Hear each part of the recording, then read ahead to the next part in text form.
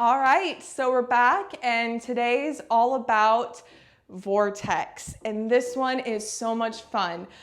This is going to combine a lot of what we did with the last trick, lasso. So if you haven't yet mastered lasso, you're going to want to go back, really fine tune your skills on that one, and then you can move forward with this trick. So don't try to get ahead of yourself. It's going to be frustrating. You're not going to understand it. And all of these tricks progressively build upon each other.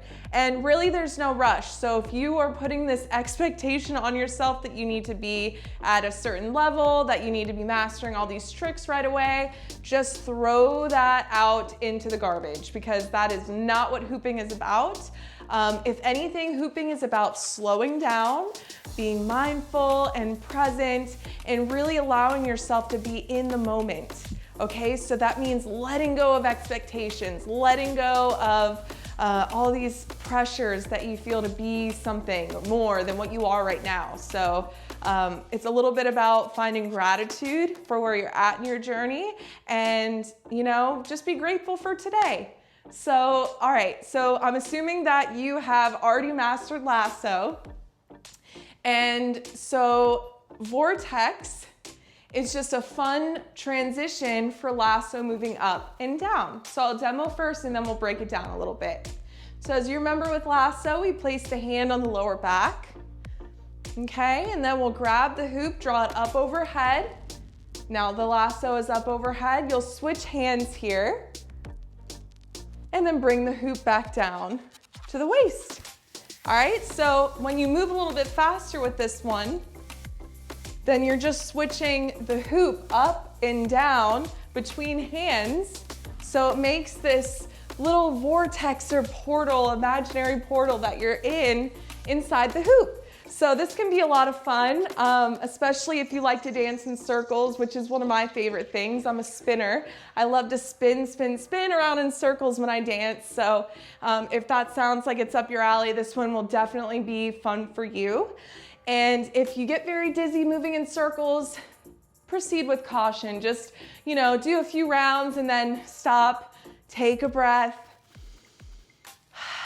and then maybe try the other side just to balance yourself out. So the first thing that you want to know with Vortex, right, is smoothing out the lasso. Because if your lasso is still wobbly and it's hard to go up without the hoop kind of going at an angle, it's going to be really hard to get Vortex. So you're going to want to strengthen the wrist and do a little bit more of these drills where you're squeezing the hoop with the fingers, lifting the hoop up, and then release, letting it down. This is gonna help you in the long run, so I know that they were not the most fun drills, but just do them anyways, because you'll thank me later. Okay, so it's very important to keep the hoop in a horizontal plane for this trick. Now, whenever you're lifting the hoop up overhead from lasso, instead of letting it spin up overhead, you're just immediately gonna switch the hands, grip the hoop, and then bring it back down to your waist. And something that I like to do with Vortex is spin while I'm doing it, but you don't have to spin. You could stay stationary here. And it's really important to extend the arm fully up overhead.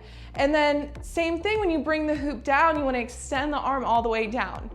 Now, depending on how long your arms are, your arm may not reach all the way down where mine can. I have very long arms. Your arms may be a little bit shorter, and that's okay. So be mindful of the bum, and be mindful of if you hunch forward at all and stick the bum back, then the hoop may get caught on the back of your bottom. Just FYI, I've seen it happen. So when you're coming down, since we didn't talk about that much yet, essentially, if you've lifted the hoop up with your right hand, then you're gonna switch it over to your left.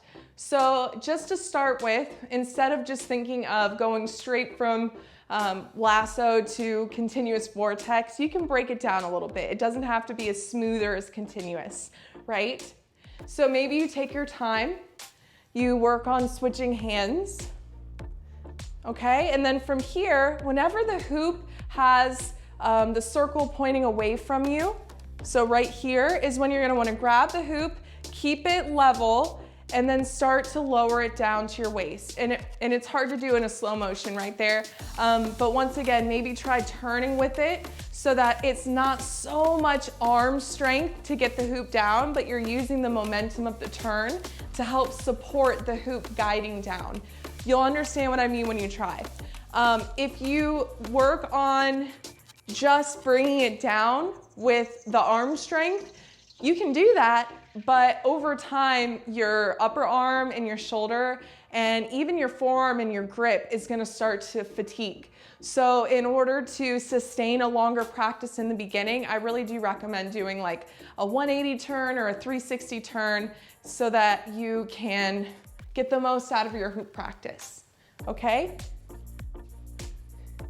So just like that. And then you wanna bring it down to the hip to start. Instead of trying to do that continuous up and down like I was just doing, you wanna just start in pieces. So, you know, practice bringing the hoop down to the waist and then get comfortable with bringing it back up.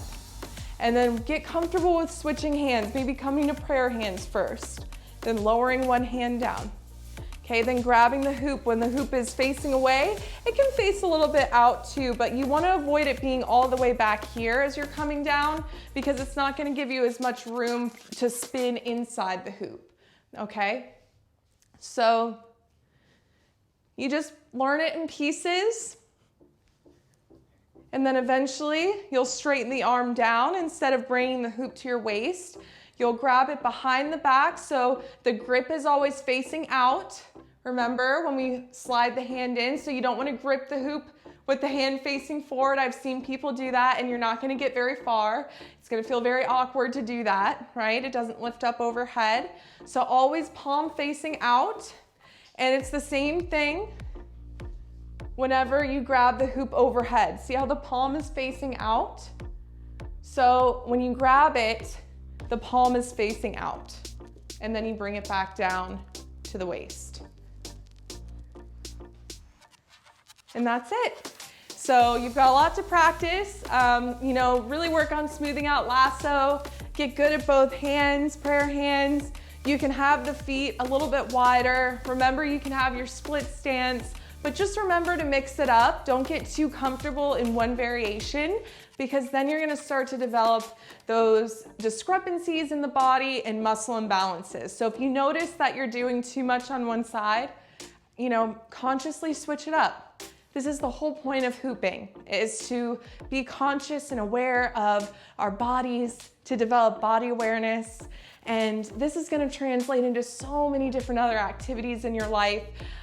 You know, it's just so magical. Once you find this flow with the hoop, you'll start to notice this flow aspect just trickle into all the other areas of your life. It's really cool.